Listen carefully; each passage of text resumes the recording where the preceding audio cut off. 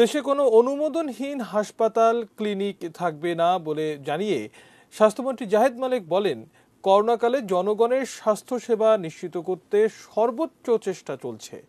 জনগণকে মাস্ক পরতে বাধ্য করতে প্রশাসনের সহায়তা চান তিনি। করোনাকালের এই সময়ে অনুমোদনহীন হাসপাতাল ক্লিনিকে দৌরাত্ম্য ছিল চোখে পড়ার মতো। স্বাস্থ্য মন্ত্রণালয়ও নড়েচড়ে বসে এসব মানহীন প্রতিষ্ঠানের বিরুদ্ধে ব্যবস্থা নেয়ার। স্বাস্থ্যমন্ত্রী আবারও জানালেন, দেশে অনুমোদনহীন হাসপাতাল ক্লিনিক থাকবে না। যাদের কোনো লাইসেন্স নাই তাদেরকে বন্ধ করে দেওয়া হবে এবং যাদের লাইসেন্স এক্সপায়ার করা হয়ে গেছে তাদেরকে রিনিউ করার জন্য সময় বেঁধে দেওয়া হবে।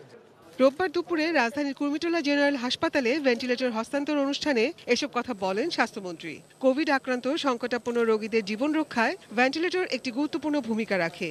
বাংলাদেশকে 100টি ভেন্টিলেটর দিচ্ছে যুক্তরাষ্ট্র। শুধু তাই নয়, ইউএসআইডির মাধ্যমে এই ভেন্টিলেটরগুলো স্থাপন প্রযুক্তিগত প্রশিক্ষণও দেবে তারা। These US manufactured ventilators represent the best of cutting edge US technology. They're compact, deployable, and will provide Bangladeshi medical professionals with flexibility. যুক্তরাষ্ট্রের পাশাপাশি অন্যান্য দেশ থেকেও প্রায় 400টি ভেন্টিলেটর পাওয়া যাবে বলে জানালেন স্বাস্থ্যমন্ত্রী। এছাড়াও খুব দ্রুত করোনা শনাক্তে অ্যান্টিজেন টেস্ট শুরুর কথা জানান তিনি। বিদেশ ফেরা যাত্রীদের করোনা নেগেটিভ রিপোর্ট আনার বিষয়েও সতর্ক করলেন স্বাস্থ্যমন্ত্রী। যারা বিদেশ থেকে আসবে তারা ওই সার্টিফিকেট নিয়ে আসবে, মানে করোনা টেস্টের সার্টিফিকেট নিয়ে আসবে।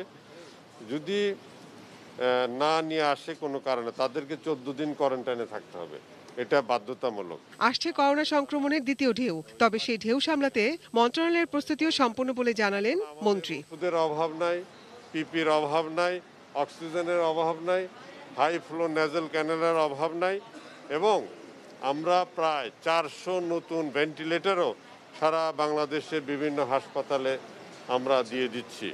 কাজেই সব মিলিয়ে আমাদের প্রস্তুত আছে। নাজিয়া আফরিন, এটি নিউজ, ঢাকা।